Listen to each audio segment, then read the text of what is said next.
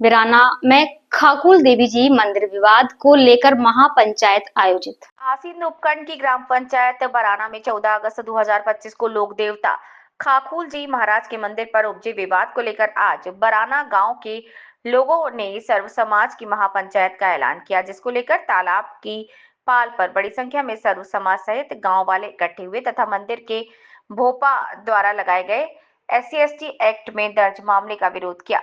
Police प्रशासन को निष्पक्ष कार्यवाही की बात कही।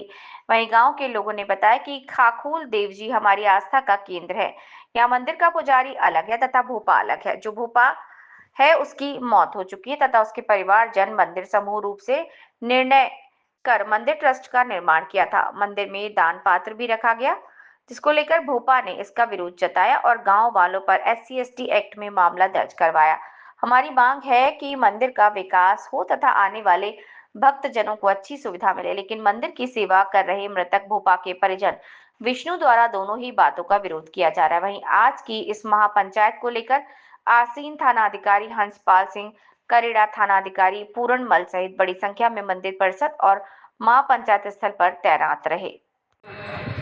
सेवा में श्रीमान मुख्यमंत्री महोदय, राजस्थान सरकार जयपुर, विषय दोषी अधिकारियों पर कार्रवाई और SC/ST एक्ट में दर्ज झूठे मुकदमे की उच्च अधिकारी से जांच करवाने बाबत महोदय जी, उपरोक्त विषय के अंतर्गत निवेदन है कि ग्राम बराना में लोक देवता खाकुल जी महाराज का मंदिर पिछले 1000 वर्षों से प्राचीन मंदिर है। इस चमत्कारी मंदिर में फोड़ा, फुंसी, सर्पदंश, खाने के काटने तथा कैंसर जैसी बीमारियों का इलाज होता है।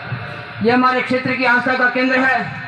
इस मंदिर पर हर माह का 8-10 लाख रुपए का चढ़ावा आता है तथा पक्षियों के लिए हर माह 350 से 400 क्विंटल अनाज आता है। इस मंदिर का निर्माण 36 कौम के व्यक्तियों ने मिलकर करवाया है। यहाँ आज भी मूलभूत सुविधाएं नहीं है, जैसे यात्रियों के लिए पानी, शौचालय, रात्रि विश्राम, पार्किंग इत्यादि नहीं है।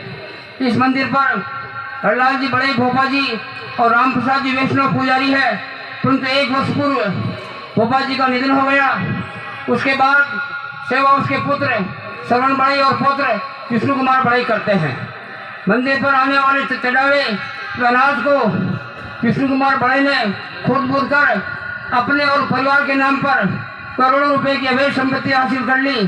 तो गांव वालों ने 6 माह पूर्व मीटिंग कर मंदिर की व्यवस्था को संचालित करने के लिए ट्रस्ट बनाने का निर्णय किया गया। ट्रस्ट के पंजीयन के पश्चात मंदिर को विकास करने के लिए एक दान पत्र रखने का निर्णय किया गया, जिसकी लिखित में सूचना श्रीमान तहसीलदार साहब आसीन, श्रीमान उपखंड अधिकारी महोदय आसीन, श्रीमान पुलिस थानाधिकारी महोदय आसीन, श्रीमान उप अधीक्षक महोदय वित्त कार्यालय आसीन को दी गई। परंतु इतना बड़ा इश्यू होने के बाद भी आसीन थाने के सूचना अधिकारी कांस्टेबल मोर सिंह जी और थानाधिकारी की आसीन हंसपाल जी ने जानबूझकर उच्च अधिकारियों को जाब्ते के लिए नहीं बताया गया।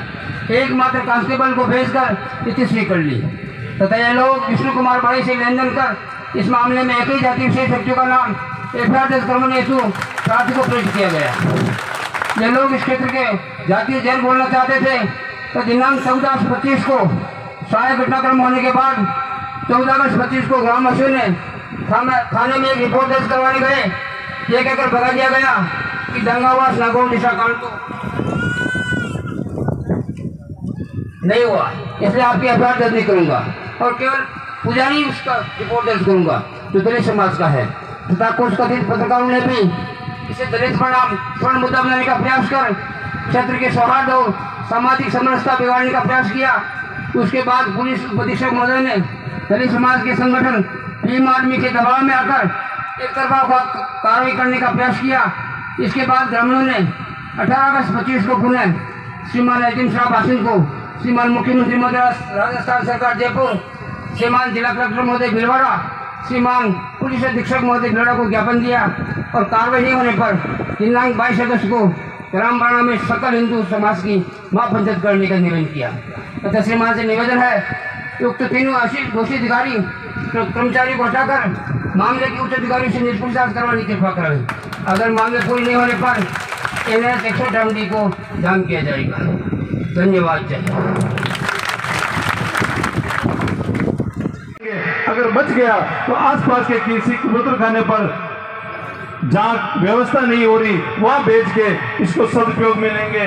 भावनाएं सबकी अच्छी थी, लेकिन जहाँ एक व्यक्ति लोग विशेष के कारण और फिर कुछ तथाकथित पत्रकार है जो अपने क्षेत्र में अशांति फैलाने का काम करते हैं।